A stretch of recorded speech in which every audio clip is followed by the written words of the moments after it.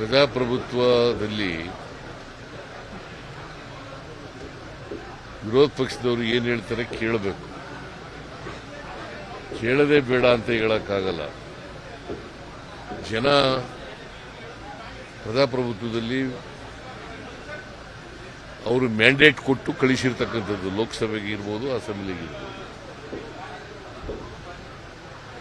ಅದು ಕಳಿಸಿದ ಮೇಲೆ ಅದನ್ನ ಕಸ್ಕೊಳ್ತಕ್ಕಂಥ ಅಧಿಕಾರ ಸ್ಪೀಕರ್ಗೂ ಇಲ್ಲ, ಯಾರಿಗೂ ಇಲ್ಲ.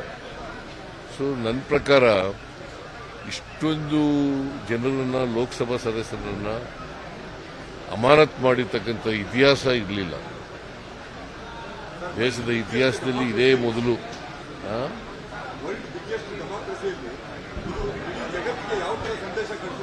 It is a murder of democracy.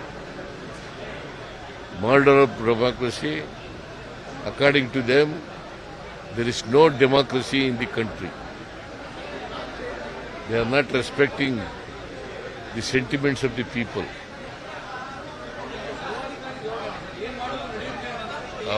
ಸರ್ವಾಧಿಕಾರಿ ಧೋರಣೆ. ಈಗ ಎಲ್ಲರನ್ನೂ ಹೊರಗಡೆ ಇಟ್ಟು ಕಾನೂನುಗಳನ್ನೆಲ್ಲ ತಿದ್ದುಪಡಿ ಮಾಡ್ಕೊಂಡಿದ್ದಾರೆ, ಕಾನೂನು ಬಿಲ್ಗಳನ್ನೆಲ್ಲ ಪಾಸ್ ಮಾಡ್ಕೊಂಡಿದ್ದಾರೆ. ಇದೇನಂತ ತೋರಿಸುತ್ತೆ? ಸರ್ವಾಧಿಕಾರ, ಈ ಸರ್ಕಾರದಲ್ಲಿ ಸರ್ವಾಧಿಕಾರ ಇದೆ ಅನ್ನೋದು ಬಹಳ ಸ್ಪಷ್ಟವಾಗಿ ತೋರಿಸುತ್ತೆ. ಲೋಕಸಭಾ ಚುನಾವಣೆಯ ಸಂದರ್ಭದಲ್ಲಿ ಈ ರೀತಿಯ ಬೆಳವಣಿಗೆಗಳು ಅವ್ರಿಗೆ ಯಾವ ರೀತಿ ಪರಿಣಾಮ ಬೀರುತ್ತೆ? ನಿಮ್ಗೆ ಯಾವ ರೀತಿ ಜನ ತೀರ್ಮಾನ ಮಾಡ್ತಾರೆ. ಜನರು ಪ್ರಜಾಪ್ರಭುತ್ವವನ್ನು ಒಪ್ಕೊಂಡಿರೋದು, ಪ್ರಜಾಪ್ರಭುತ್ವಕ್ಕೆ ವಿರುದ್ಧವಾಗಿ ಯಾರೇ ನಡ್ಕೊಂಡ್ರು ಕೂಡ ಅದನ್ನು ಸಹಿಸಲ್ಲ. ಸಂವಿಧಾನಕ್ಕೆ ವಿರುದ್ಧವಾಗಿ ಯಾರೇ ನಡ್ಕೊಂಡ್ರು ಕೂಡ ಅದನ್ನು ಸಹಿಸಲ್ಲ. ಪವರ್ ಡಿಜಿಟಲ್, ಇದು ನಿಮ್ಮ ಶಕ್ತಿ.